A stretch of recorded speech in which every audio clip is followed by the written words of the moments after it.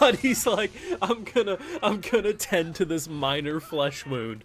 Boom, obliterated. Oh, Rip Crescent, you douchebag. With the way Buddy got absolutely violated, you would swear he was on the casting couch, because the way he took a pounding this episode, only certain people typically do. He got Exodia obliterated. And I feel like what they're trying to imply is that he's gonna be one of the, like, friends in the friend group. I mean, this girl is clearly gonna hang out with Zenos a lot, and douchebag McGee over here, I think, is gonna tag along as well. But either way, the fact that our boy it doesn't matter if he understands the situation or not. Whether he does or not, like, his reaction is the same. This nonchalant, doesn't give a shit attitude. Often he realizes what's going on with the girls, and then often as well, he doesn't. It doesn't change his reaction of, I want nothing to do with this. Like, oh, this girl's saying, I'm your wife. Like, bitch, did you not just hear? This is daughter. I want nothing to do with that. I have no interest in speaking with Chris Hansen right now. The idea that you have this guy who got recruited into one of the groups, like the best of the best in this hospital school thing. So basically he thinks he's the number one. Humility and humbleness does not go hand in hand with this guy. He's just like, I'm him. And at every step of the way, he tried to screw over Zenos, who probably has the ultimate cover story I've ever seen. See, if you don't want yourself to be exposed, what do you call yourself? Well, his name's Zenos, so maybe Xander, no. Zeno. Just drop the S. No one will ever see it coming. Brilliant. I really hope Zenos is like a very popular name or something in this world, because there's no way that's going to work as a cover story. The fact, though, that he legitimately didn't know this guy was an idiot, though, and like wasn't that talented. So he's like, oh, this guy's saying he can do it? Sure, okay. I don't know, like, at one point he literally looks at her with the most serious face ever. Why isn't he using his magic anymore? Cause he's shit. Oh. Huh. Just, like, he had no idea. This man, too. What really worked is the first half of this episode is very exposition heavy. It's just, like, a lot of info dump. But it's not bad. It's not as enjoyable as some of the funnier stuff in the early episodes. But I think it was important to get us to understand how things are operating in this school environment, right? And then the second half came in. It was just peak comedy. This man, I thought, like, the highlight was going to be, like, oh, every step of the way, he's like, I bet Zeno over there wants to draw a circle. Well, you know, we know he doesn't use circles, so he's gonna fail, but maybe he'll show himself doing some magic and that will make him cool. No, he knew a summoning circle. Apparently it's like one of the most crazy things this man's ever seen, because immediately he looked like hot shit. Or the fact that as he's like, don't worry guys, I got it.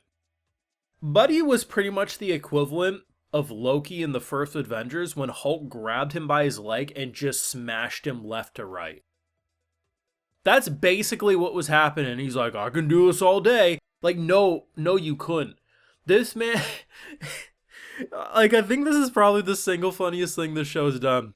So he gets, like, annihilated, and he's like, shit, okay, I'm gonna heal myself. In the middle of healing himself, obliterated again. Like, there's violation, and then there's just pure criminal intent. I understand he was a zombie king, but that was just next level insane. And I love how we have high heal, mega heal, we're gonna have ultra wizard extravaganza heal, who knows what, but this man has a heal for every day of the damn week. And I love how douchebag tried to take credit for like 3 ghost kills because, you know, of course, Zenos, to his credit, was trying to blend in. Well, I'll just match this guy. I could do about 30 in one go. Secretly, he thinks he can do 50. And this man's like, what the hell are you talking about? Because he was talking about total, not in one go. And, it works. It really does. I appreciate that the first half of this episode was a lot tamer, a lot more simple, and really set up the idea of the school and the world building of what's going to happen in this arc.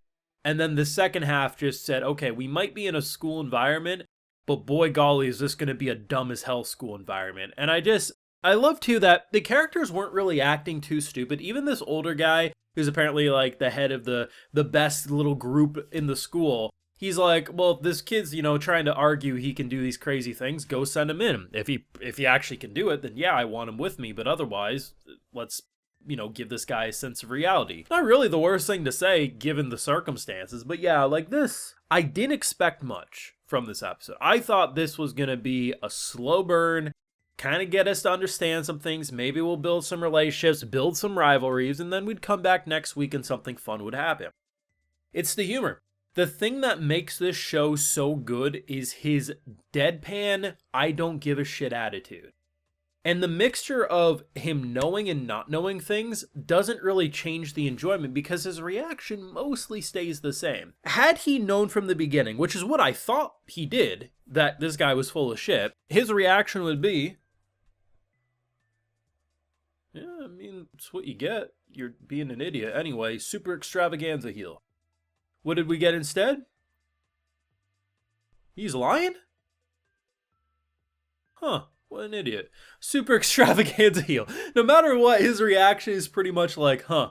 When he hears about how, like, oh, you know, a talking monster, super rare, super crazy, it usually spells disaster, and he's like, shit, I got one of those in my room back in my dorm. The idea that our girl's gonna be phasing through walls, and people are gonna be hunting her, and he'll be like, shit, that's unfortunate. He's gonna build the greatest rivalries and villain ships known to man, and his entire reaction will be, huh. Anyway, do you guys got a dark room I can, like, stay in? Now, Buddy, who has Roswell's VA from ReZero, still has me suspicious because I just don't trust the VA, but up to this point has done nothing wrong, so we'll see.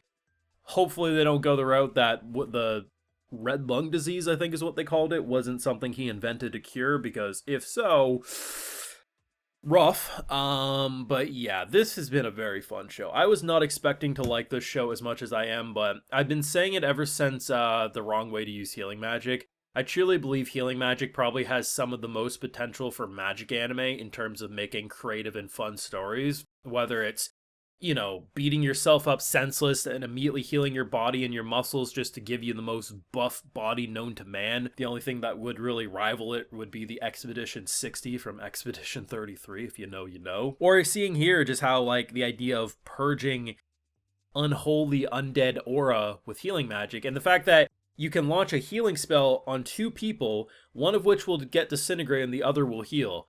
As a girl is just like, let him suffer, he's a douchebag. Like, this is awesome. I'm liking this one. I wasn't expecting much from this episode. I thought I was going to write it off as one of the weaker episodes, but to be honest, the second half definitely made up for the slower moments in the first half, and even then, the first half wasn't bad. It just was weaker than some of the stuff that came before, but yeah, I'm liking this one. Thoughts? What did you think of the violation of Buddy? He's going to be feeling that for a few days, and I can't say he's the only one who's probably said that after getting thrown onto the casting couch.